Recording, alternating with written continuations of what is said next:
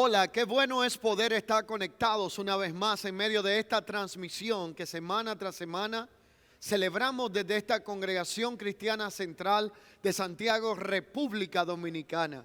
Gracias por la oportunidad que nos brinda una vez más de poder llegar hacia sus hogares, declarando abundante paz y gracia en nombre de nuestro Señor y Salvador Jesucristo en su vida.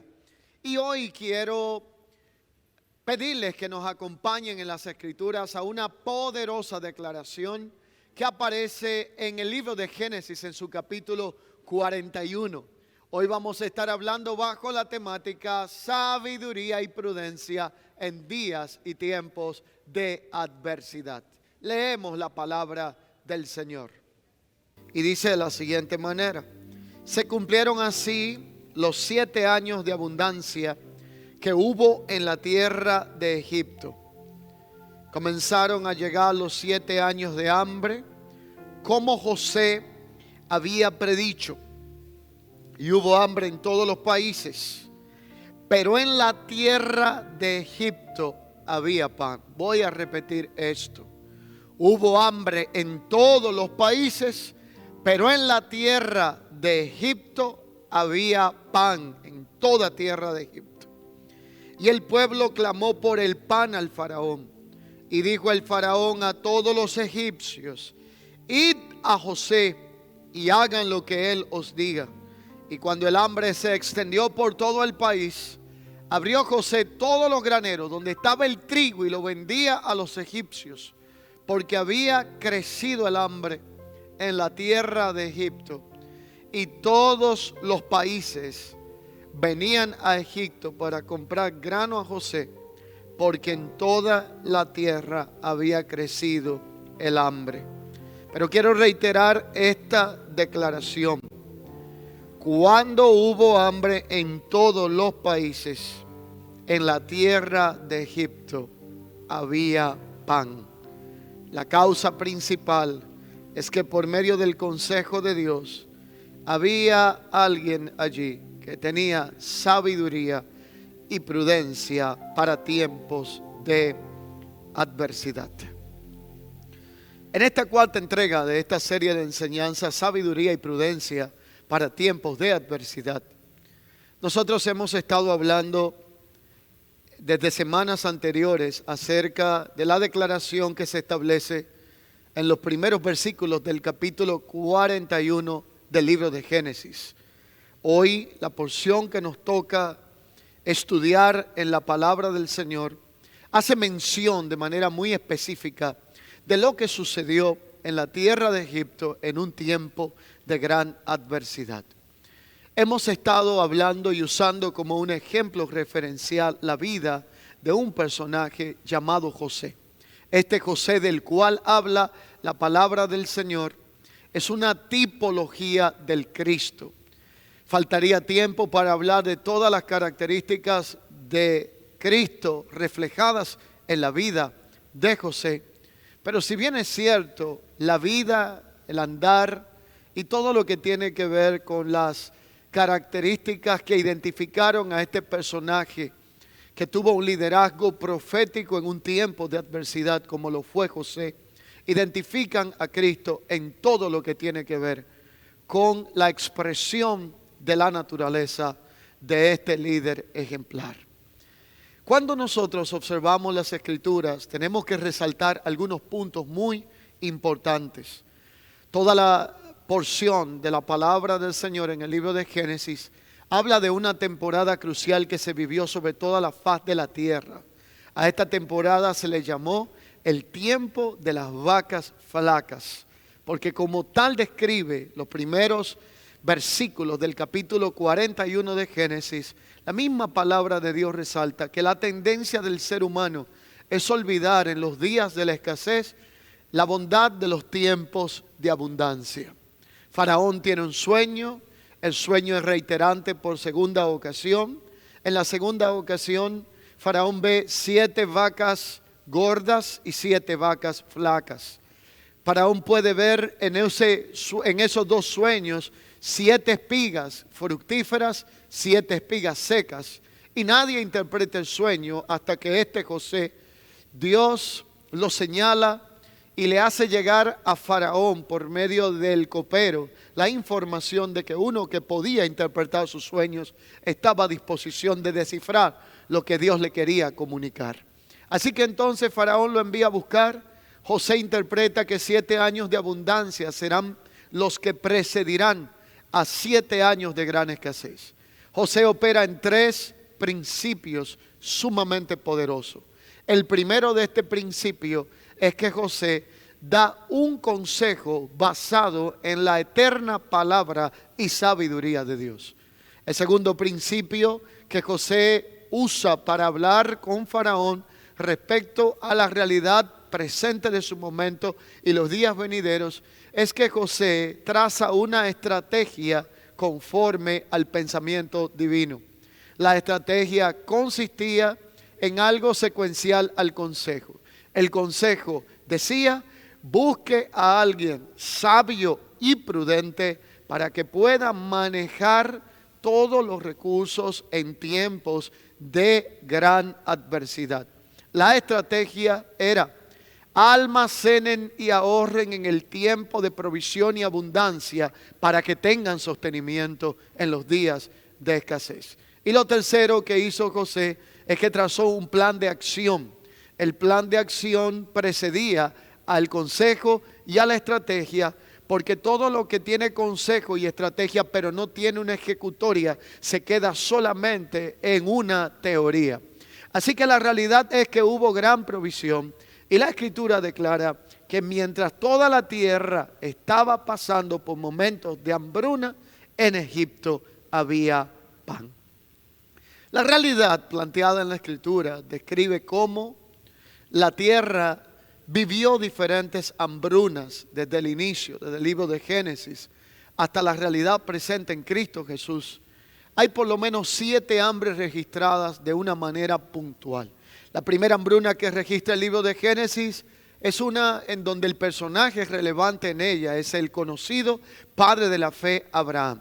Por eso la Escritura habla de cómo en Génesis, en su capítulo 12, la mención que hace la palabra de Dios es que la primera hambre que vino sobre la faz de la tierra encontró a un creyente llamado a Abraham haciendo algunos movimientos y tomando algunas decisiones que fueron un tanto apresuradas a su momento. Génesis 12 dice que Abraham con la primera hambruna descendió a Egipto. En Egipto había provisión y Abraham entendió en su momento que el movimiento o la migración hacia Egipto podía garantizarle sostenimiento a él y a su familia, pero lo hizo buscando una solución en el plano temporal y en el orden geográfico a una realidad que solo puede ser sostenida por la conexión y dependencia con la obediencia a aquello que es eterno. Ese movimiento inexacto de Abraham que aparece en Génesis capítulo 12 le cuesta casi la familia, porque tuvo que entrar a aquella tierra negando que Sara era su esposa y diciendo que era su hermana.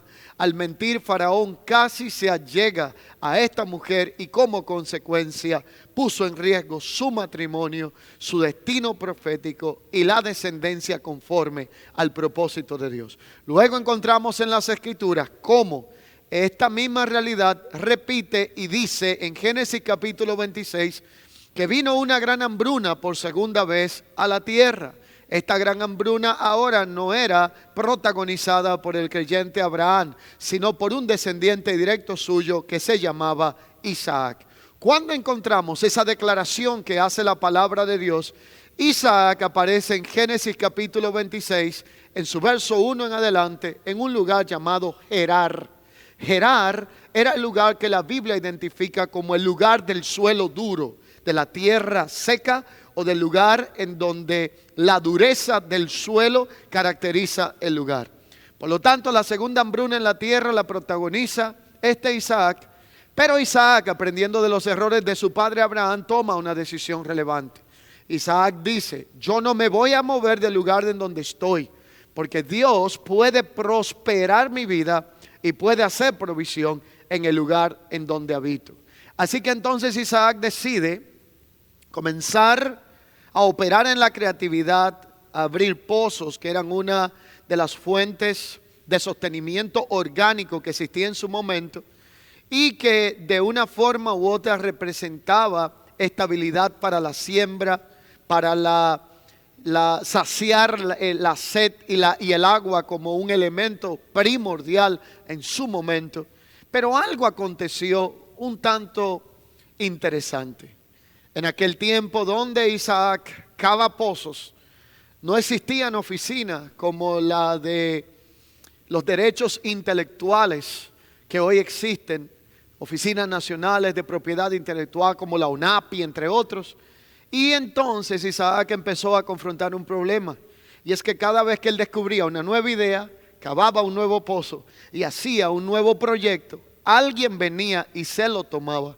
Y como no había derecho de propiedad intelectual, el primero que tomaba el proyecto era de él. Así que lo hizo una, otra y otra vez. Y llegó un momento en donde él oró a Dios y dice: Señor, yo necesito que me des un pozo en donde no haya un problema de contienda ni conflicto. Y entonces Dios le dio su propio pozo a este Isaac. Y ese lugar fue llamado un lugar donde fue el pozo en donde no hubo contienda. Dios bendijo a Isaac en la tierra del suelo duro, porque de la misma manera la enseñanza en esta segunda hambruna en la tierra es que cuando hay crisis se produce una migración, y toda migración es guiada por una economía superior. Por lo tanto, los principios migratorios siempre nacen de una economía que está quebrada o una economía superior. Pero en este caso Isaac entendió que la economía que lo sostenía era la economía de los cielos. Entendió que el Dios que podía prosperarlo en otro lugar podía sostenerlo en la tierra en donde estaba. Aplicación a esta segunda realidad. Yo tengo una noticia para usted. La realidad actual marca días sumamente complejos sobre la faz de la tierra, pero yo quiero que usted entienda que la bendición nuestra no depende de un lugar geográfico, no depende de una nación ni de una moneda X, depende de caminar y vivir en el centro del propósito y la voluntad de Dios para nuestra vida. Dios puede prosperarte en la ciudad, Dios puede bendecirte en el campo, Dios puede sostenerte en lugar en donde aparenta no haber mucha realidad económica ni mucha realidad material. Porque el punto es que usted y yo no somos bendecidos por lo que diga el hombre, ni lo que diga el sistema de la tierra, ni una economía variante. Usted y yo, dice Efesios, fuimos bendecidos por Dios desde antes de la fundación del mundo. Y lo que Efesios declara por el entendimiento de Pablo es lo siguiente. Pablo dice: nosotros fuimos bendecidos en Cristo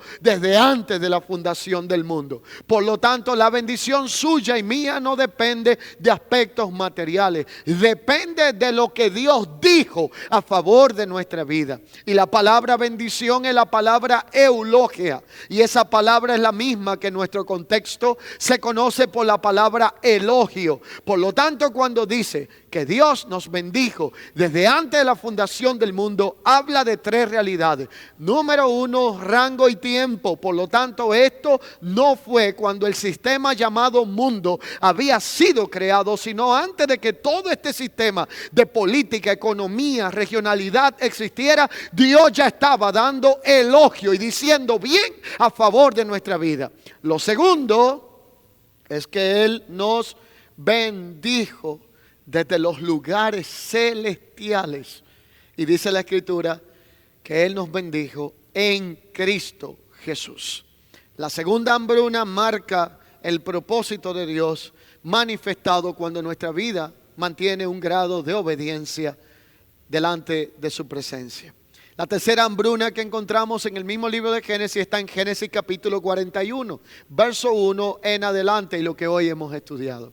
La realidad de esta tercera hambruna es protagonizada por un hombre llamado José, un hombre sabio y prudente a quien Faraón coloca el único en autoridad después de él en el trono. Lo nombra a los 30 años de edad primer ministro, un hombre que era el que estaba a cargo de la economía de una nación importante en su momento, como lo era la economía de Egipto. Ahora es importante resaltar, y es bueno que usted haga mención de forma didáctica conmigo, era una hambruna global.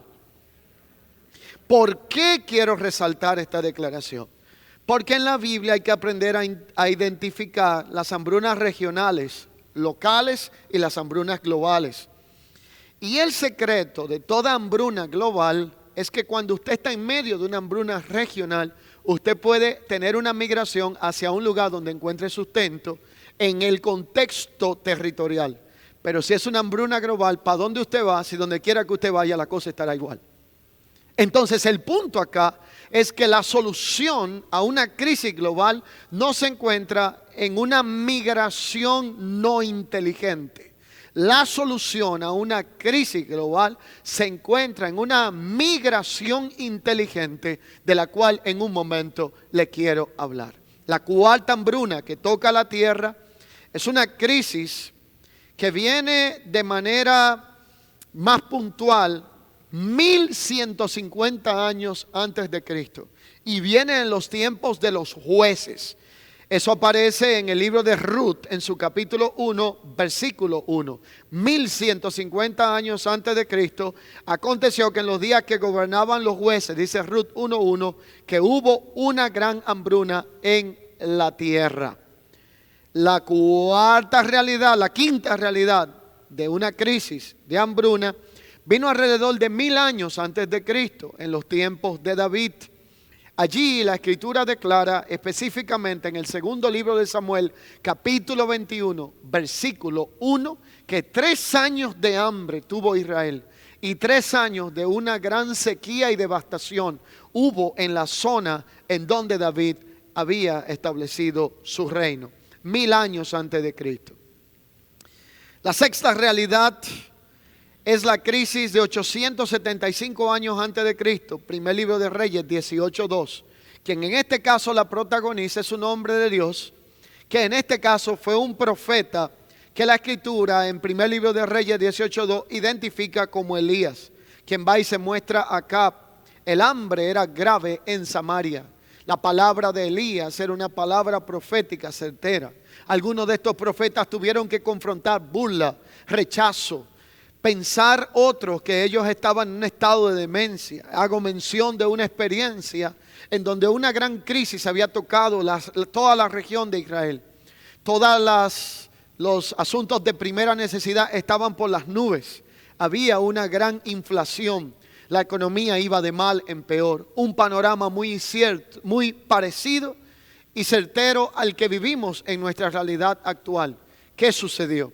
Que en medio de este panorama el profeta va en nombre de Dios con una palabra de Dios y declara literalmente al rey de su momento y a aquellos que le rodeaban, diciendo algo aparentemente un tanto trascendental. Les dijo: dice el Señor, que mañana a esta hora los productos de primera necesidad, el CH de flor de harina, bajará de precio. Habrá una sobreabundancia que, por causa de ser mayor la abundancia que la demanda, bajará la inflación, y mañana a esta misma hora será. Todo el que lo oyó pensó que el profeta se estaba alucinando o había perdido el entendimiento. Sobre todo aquella gente que estaban al lado del rey y que entendían en el reino que como un hombre ermitaño, profeta, viviendo en los montes, en las montañas, podía hablar tan semejante declaración cuando ellos eran entendidos en asuntos de economía y en realidad gubernamental. Así que dijeron: este hombre está loco, este hombre no sabe lo que está hablando, está alucinando. Pero el profeta entonces se devolvió y declaró al ayudante del rey: pero también te dice el Señor que con tus ojos lo verás, pero no comerás de ello. Por lo tanto, sucedió que al pasar las horas y llegar el tiempo en donde se cumplía la palabra del Señor, había alrededor de aquel lugar un campamento del enemigo. En aquel campamento, por causa de las conquistas anteriores, habían cantidades de recursos, de entre ellos vestidos, provisión, alimento. Habían monedas de diferentes tipos, había todo un cargamento que estaban transportando a otro lugar. Ellos se habían detenido a dormir esa noche en ese lugar. Declara la Escritura que en un momento determinado, en el cumplimiento del propósito de esta palabra, en un tiempo también de hambruna y de adversidad, esta gente comenzó a tener un sueño individualmente. Coincidencialmente el sueño era el mismo para todos, y en el sueño veían cómo pasaba algo estrondoso en medio del campamento, y ellos entendían que ese era un ataque al que ellos no iban a poder sobrellevar. Así que de pronto, cuando amaneció, lo contaron uno al otro, y lo que aconteció allí hizo que se asustaran, salieran corriendo, y toda la provisión que tenían y todos los recursos quedó abandonado. Algo interesante de todo esto es que en aquel lugar, por causa de la misma crisis y hambruna, entonces estaban cuidando lo que estaban del lado adentro de la fortaleza y la puerta de la ciudad. En una hambruna lo peor que podía pasar era una contaminación de enfermedad. Así que entonces algunos hombres que estaban allí, que eran indigentes, que no tenían una familia, tenían condiciones de salud, algunos de ellos lepra, no eran muy bienvenidos en aquel lugar. Nadie quería acercarse a ellos, nadie quería tener contacto con ellos. A ellos lo habían rechazado, y ellos dijeron: como aquí nadie nos va a ayudar, en vez de nosotros quedarnos en este lugar y morirnos aquí adentro, vamos a caminar a ver si algo aparece allí afuera. Y saliendo encontraron que toda la provisión y el cargamento que el enemigo llevaba había estado abandonado, listo. Y cuando vinieron y dieron la noticia, se cumplió la palabra de Dios en un tiempo de crisis, y Dios terminó haciendo provisión y sustento milagroso, sobrenatural, en tiempo de hambruna y gran necesidad. Pero como si todo esto fuera poco, cuando la gente escuchó esto y había una puerta principal que había sido abierta y ellos traen la noticia, todos salieron en una especie de turba corriendo hacia el lugar, y aquel ayudante del gobernante que dijo en un momento que esto no sería posible estaba en la puerta, y cuando trató de detener a la gente, lo que sucedió es que fue atropellado y se cumplió la palabra que dijo: lo verás con tus ojos, pero no comerás de ello. Esto no es para gente incrédula, esto no es para gente con una mentalidad irredenta, esto es para personas que entiendan que en tiempos de crisis el Hijo de Dios en la tierra, llamado la iglesia, se sostiene creyendo a la provisión sobrenatural de Dios y entendiendo los principios de mayordomía y de cuidado en el contexto espiritual. La realidad es que la última de estas hambrunas aparece en el segundo libro de Reyes 4:38, cuando dice que en los tiempos de Eliseo, alrededor de 825 años antes de Cristo, Eliseo volvió a Gilgal cuando había una gran hambruna en la tierra, y Dios hizo gran provisión. Haciendo un resumen exhaustivo de toda esta realidad, podemos identificar en el personaje y vida de José a alguien que le tocó vivir fuertes procesos existenciales, procesos de dolor, procesos de formación, así como un rol profético en días de grandes desafíos, procesos de adversidad. Él fue tipo de Cristo, tipo de una iglesia madura que es posicionada entre los cielos y la tierra para traer la realidad de los cielos a un tiempo en donde hay una economía complicada y un contexto material limitado en su realidad. José, tipo de Cristo, se convirtió en una voz de parte de Dios en tiempos de adversidad. Así que podemos identificar por medio de las Escrituras, en todo lo que es el capítulo 41 de Génesis, los capítulos 37 al 49, que este hombre que en Egipto le llamaron Safnat Panea, cuyo nombre original era José, que se puede identificar con tantos acontecimientos existenciales, dolorosos, traumáticos, situaciones que eran para que su vida fuera marcada y viviera una continua depresión y soledad. Este hombre que tuvo acontecimientos buenos, otros difíciles, predecibles e impredecibles en su existencia, por medio de los cuales aprendemos que las temporadas buenas pueden llegar solas, las temporadas difíciles también saben llegar sin forzarlas a nuestra vida. Y alguna u otra puede traer un cambio en nuestra realidad existencial. De manera que cualquier noticia o suceso vivido puede cambiar nuestro panorama. Y precisamente eso fue lo que sucedió en la vida de un hombre llamado José.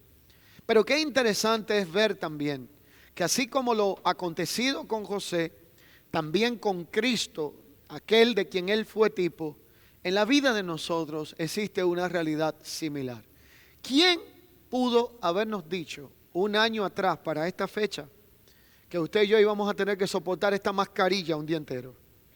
¿Quién pudo habernos dicho que las naciones de la tierra y la mayoría de las fuentes de economía iban a colapsar por una falta de movimiento y actividad como la que estamos viendo hoy en día?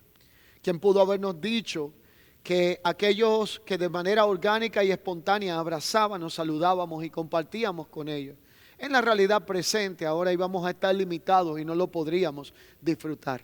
¿Quién hubiese dicho que tan solo un año atrás íbamos a vivir situaciones y realidades como las que hoy se están viviendo sobre la faz de la tierra? Pero los procesos siempre, aunque sean producidos por el hombre, Dios los tornará para el bien de aquellos que le aman. Los procesos siempre serán traducidos como oportunidad. Dios lo tornará en bendición y favor. Por eso detrás de cada proceso hay oportunidad. Pero detrás de cada proceso, el proceso tiene la capacidad de sacar o lo mejor o lo peor de nosotros. Usted no se conoce a sí mismo hasta que usted no vive un proceso en su vida. La crisis tiene la capacidad para que uno se dé cuenta hasta dónde uno llega, qué tan íntegro es, cuánto confía, cuánto depende de Dios o cuánto uno ha dependido de su propia fuerza y su propia capacidad. Los procesos de Dios permitidos en la vida de José forjaron en él algunas áreas sumamente relevantes. Algunas de ellas las voy a citar.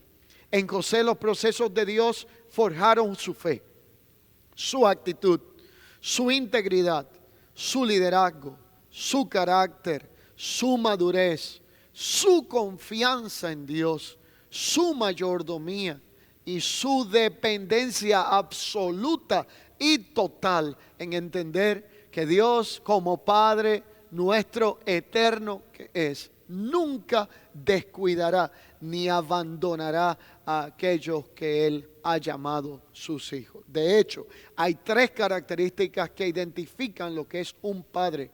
Es uno que es protector, es uno que es proveedor y es uno que corrige y sustenta. Por lo tanto, Dios es nuestro Padre. Su disposición es siempre cuidar de nosotros, por difícil que sea nuestra realidad. Y su palabra declara que si Él nos dio a su Hijo, ¿cómo no nos dará también con Él todas las cosas? Todo esto fue permitido por Dios para forjar estas características y estos valores en la vida de José, y para que pudiera ser entrenado en los días de abundancia para sobrevivir en los días de escasez, y entrenado para poder resistir ciertas realidades, tentaciones, codicia, deseos de venganza, para que aprendiera a mantenerse firme en medio de la adversidad y las falsas acusaciones y calumnias, para que aprendiera a pagar con bien a quienes le habían hecho el mal, y para que aprendiera a perdonar a quienes le habían causado dolor. Así que la realidad es que en José encontramos todos los rasgos tipológicos y proféticos de Cristo. En la vida de José entendemos toda esta realidad, pero aquí necesitamos hacer una interesante transición y entender que en la etapa de esta enseñanza debemos de llegar a la realidad presente de nuestros días. A usted y a mí no se nos ha dado el espíritu de José para vivir en este tiempo. A usted y a mí no se nos ha dado el espíritu de Isaac, ni se nos ha dado el espíritu de David, ni la mente de José, ni nada por el estilo. A usted y a mí se nos ha dado la mente de Cristo, se nos ha dado una nueva naturaleza espiritual. Y asimismo, como entender esta realidad nos lleva a comprender en dónde estamos posicionados en este momento. Usted y yo estamos posicionados en el tiempo después de la cruz. José vivió antes de la cruz y José no disfrutó de la obra consumada en la cruz porque Cristo todavía no estaba presente en la tierra. Usted y yo vivimos después de la cruz, donde Cristo ya está presente, y al estar Cristo ya presente, la obra consumada en la cruz nos informa que a usted y a mí se nos ha dado la mente de Cristo. Esta realidad nos hace entender que quien tiene la mente de Cristo tiene una mente equipada. Quien tiene la mente de Cristo tendrá sabiduría.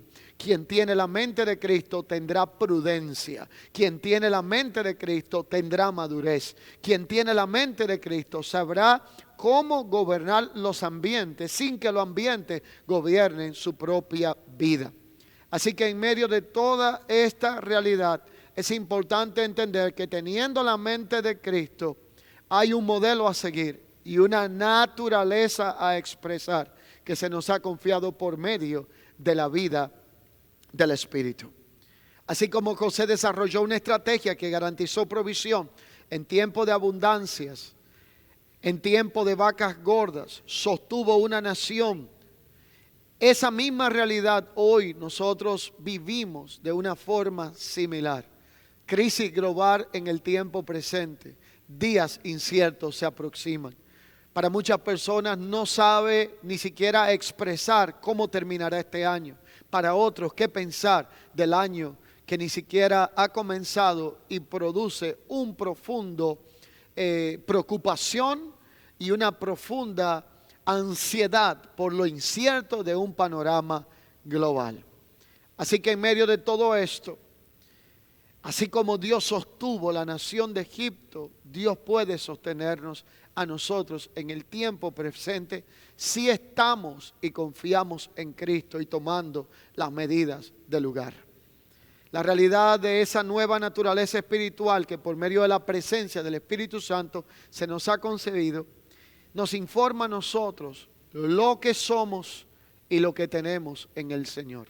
Y aquí quiero decir algo muy relevante con lo que quiero llamar su atención. Somos la nación santa de Dios. Esto es lo que declara la Escritura.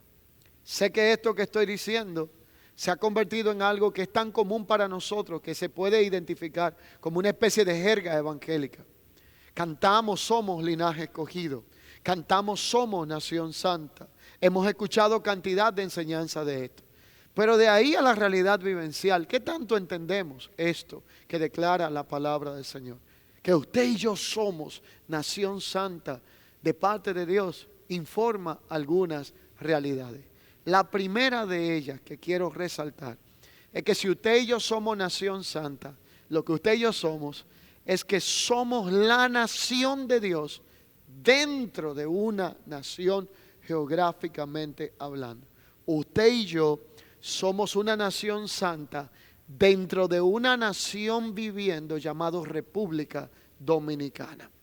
Usted y yo somos ciudad santa de Dios, viviendo dentro de una ciudad llamada la ciudad de Santiago de los 30 caballeros. Y aquellos que me ven en esta transmisión, probablemente dentro del lugar geográfico donde usted se encuentre. Usted y yo somos un linaje santo dentro de una realidad existencial, donde como linaje santo de Dios, pueblo escogido, somos un linaje dentro de los linajes y un pueblo dentro de los pueblos, y por eso se nos llama el pueblo de Dios. Usted y yo somos la casa por encima de la montaña, una casa colocada en lo alto para que no le influencien los sistemas periféricos, sino para que esa casa influencie los demás sistemas que le rodean. Usted y yo tenemos la mente de Cristo. Y como tenemos la mente de Cristo, también juntamente con la mente de Cristo, tenemos madurez espiritual, sabiduría, prudencia, autoridad y mentalidad gubernamental. Voy a repetir esta realidad. madurez, sabiduría, prudencia, autoridad y una mentalidad gubernamental. Y aquí me quiero quedar con estas dos últimas declaraciones: autoridad y, por último, mentalidad gubernamental. Implica que para vencer cualquier tipo de adversidad, la realidad de nuestros días puede ser un referente, más aquellas que hemos visto en la Escritura.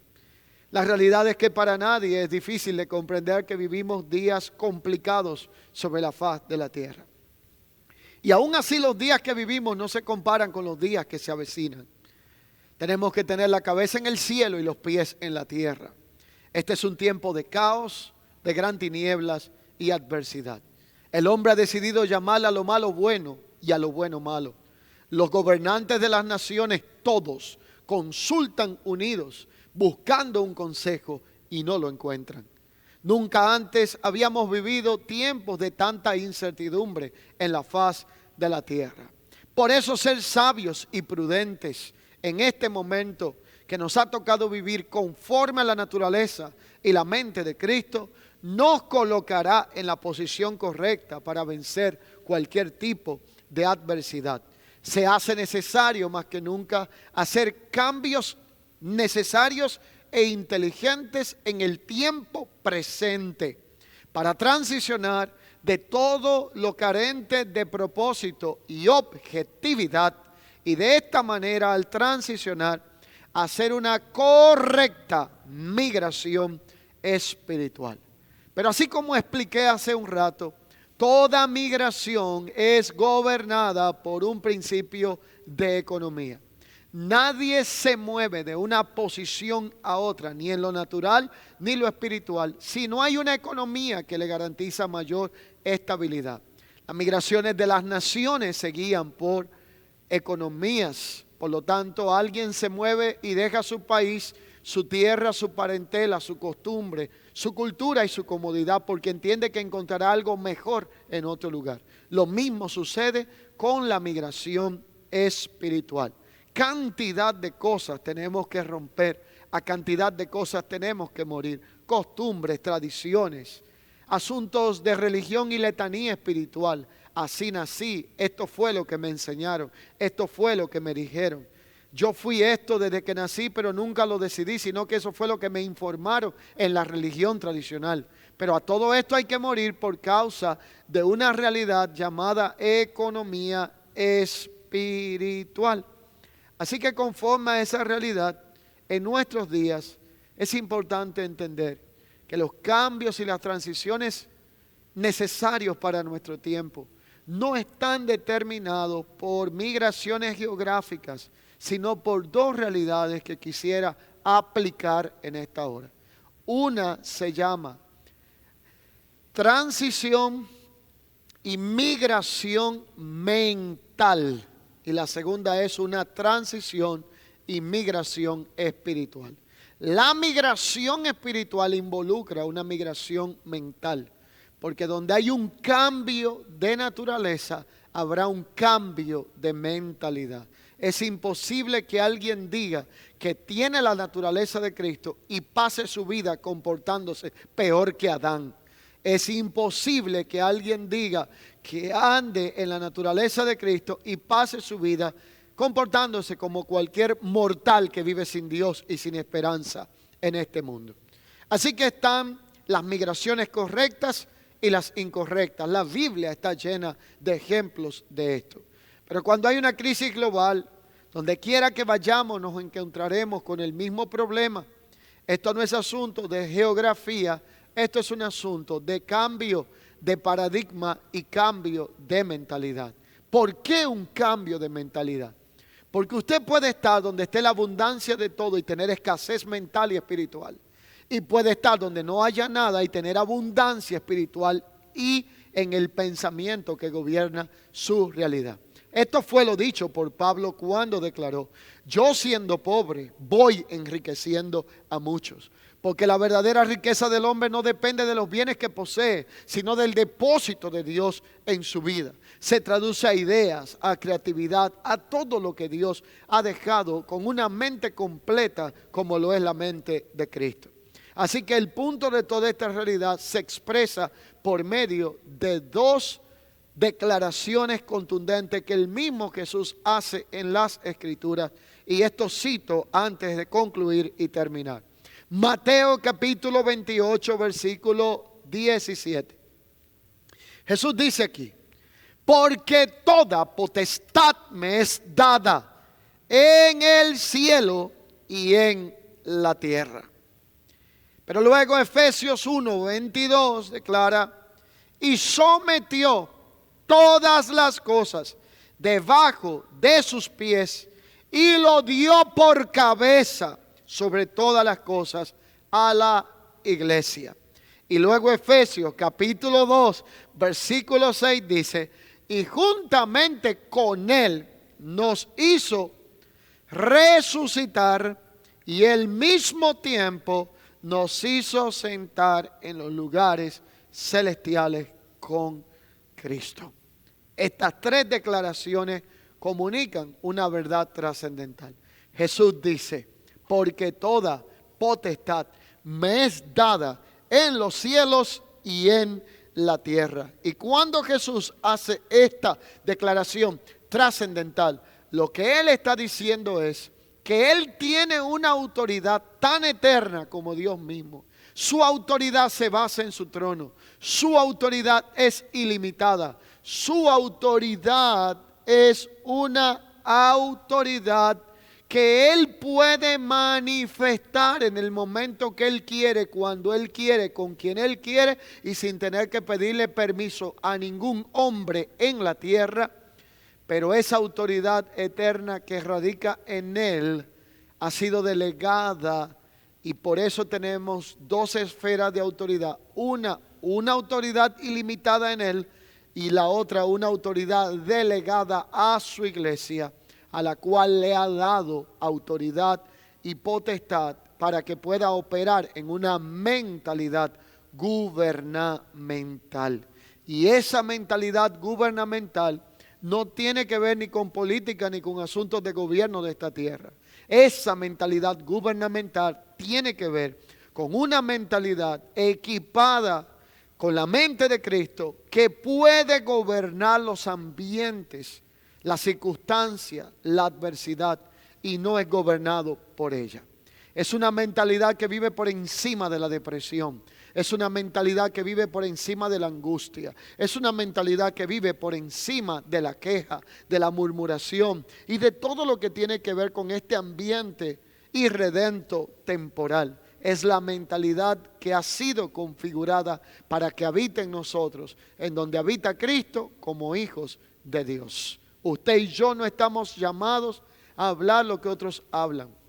Si usted sale de un ambiente donde se está enseñando la palabra de Dios y termina con la misma maledicencia, duda e incredulidad que tiene otro que no estuvo en donde usted estuvo expuesto a la palabra, entonces esa no es la mentalidad de la cual está hablando acá, de tipo gubernamental. Y esa realidad de la cual esta mentalidad opera se llama cielos y se llama tierra. Así que Jesús dice: toda potestad me es dada en los cielos y en la tierra. Y allí mismo también en Efesios 1:22 habla de que todo lo sometió bajo sus pies, lo dio por cabeza a la iglesia y juntamente no solo nos resucitó, sino que nos hizo sentar en los lugares celestiales en Cristo Jesús. De manera que usted y yo somos los únicos en este mundo, los hijos de Dios, los que tenemos una vida en el Espíritu, que podemos estar geográficamente sentados en un lugar en esta hora, pero a la misma vez sentados en los lugares celestiales en Cristo Jesús. Usted y yo somos los únicos que podemos estar en un lugar donde aquí en la tierra geográficamente haya crisis, mala noticia y algún tipo de incertidumbre existencial, pero a la misma vez estamos sentados con el Hijo allí a la diestra del Padre y desde allí podemos gobernar paz, gozo y autoridad de parte del Señor. A través del tiempo, Dios ha venido equipando su iglesia. La ha venido equipando para que pueda operar en esta mentalidad gubernamental. Ha venido entrenando su iglesia para gobernar ambientes, circunstancias, vencer en tiempos de adversidad. La iglesia jamás podrá gobernar un ambiente o circunstancia hasta que no esté correctamente posicionada y empoderada para operar desde la posición correcta, donde sea hecho sentada juntamente con Cristo y desde allí gobierne por medio de la autoridad espiritual. Dejando a un lado a José y las 7 crisis habladas en la tierra, vamos a hablar de nuestra realidad y con ella quiero concluir en esta hora. Usted y yo estamos en días difíciles, pero lo que hemos visto hasta ahora todavía no es lo que se avecina y los días de las vacas flacas que vendrán. Esto es un asunto que demanda entendimiento espiritual.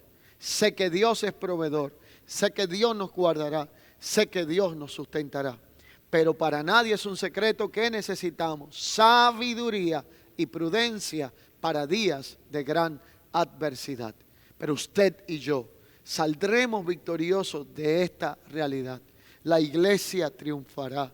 Los hijos de Dios podrán vencer siempre y cuando Cristo sea el centro de nuestra atención y su propósito eterno, la realidad que pueda guiar nuestra existencia en esta vida temporal. Que la economía de los cielos gobierne nuestra realidad en la tierra.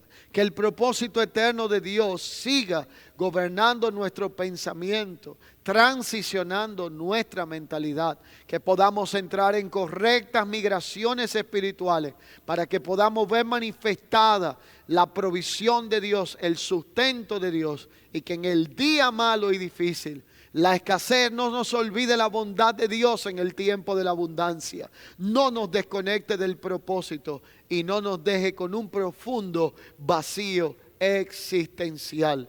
Concluyo donde comencé. José fue posicionado. Nosotros estamos siendo posicionados y equipados con la mente y naturaleza de Cristo. Usted y yo podremos vencer en tiempos de gran adversidad, porque Cristo está en nosotros y se nos ha dado la naturaleza y la autoridad espiritual para que como hijos de Dios vivamos en la tierra, pero no seamos determinados por los ambientes, ni por la economía, ni por las crisis regionales, sino que nos guíe la voluntad divina, la economía de los cielos y el propósito eterno de Dios, que es el que sustenta nuestra realidad existencial, sabiduría y prudencia para vivir en días de gran adversidad. Y conforme a la realidad de lo que hoy Dios nos ha hablado por medio de las Escrituras, quiero orar en base a esta poderosa declaración: sabiduría y prudencia en tiempos de adversidad. Señor, en esta hora oramos conforme a la palabra de tu gracia que hemos recibido. Pedimos el ser fortalecidos con poder en el hombre interior, declarando, Señor, que el equipamiento de tu Espíritu que viene por medio de la vida y la mente de Cristo, la naturaleza impartida y el entendimiento espiritual, se expresa por medio de una mentalidad gubernamental. Que aún en los días presentes y en los días venideros podamos gobernar toda adversidad, toda circunstancia, toda crisis global, y que seamos afirmados en la identidad y en el entendimiento de lo que somos como hijos tuyos, sabiendo que nuestro sustento, que nuestra fortaleza y la victoria en la que tú nos has llamado a andar dependen de estar conectados a tu eterno propósito y tu perfecta voluntad. Hoy les encomiendo a Dios y a la palabra de su gracia, que tiene el poder para guardarnos y darnos herencia entre los santificados. Y si hay alguien conectado en esta hora, en esta transmisión, que no conoce a Cristo como Señor único y suficiente Salvador de su vida, quiero que ahí donde estás repitas esta oración conmigo y le digas: Señor Jesús, en esta hora reconozco que te necesito. Por eso te pido perdón por todos los pecados que hasta hoy he cometido. Hoy públicamente confieso a Cristo como el Señor único y suficiente Salvador de mi vida. Creo que Jesús es el Señor y que Dios lo levantó de entre los muertos. Te doy gracias por tu amor y tu misericordia. En el nombre de Cristo Jesús. Amén. Si has hecho esta oración y esta decisión, te felicitamos. Y de esta manera te exhortamos a que te integres a una familia en la fe, a una congregación, a una casa, a una iglesia local. Si esta casa de fe, de esta congregación cristiana central, puede ser un lugar próximo donde te puedas congregar, aquí aparecerá en pantalla la siguiente dirección donde nos podrás encontrar y los horarios de la misma. Sin más nos despedimos, será hasta la próxima, declarando que esta sea una semana gloriosa, fructífera y productiva. Será hasta una nueva vez donde nos volveremos a encontrar a esta misma hora y desde este mismo lugar. Un fuerte abrazo. Cristo sea guardando su vida.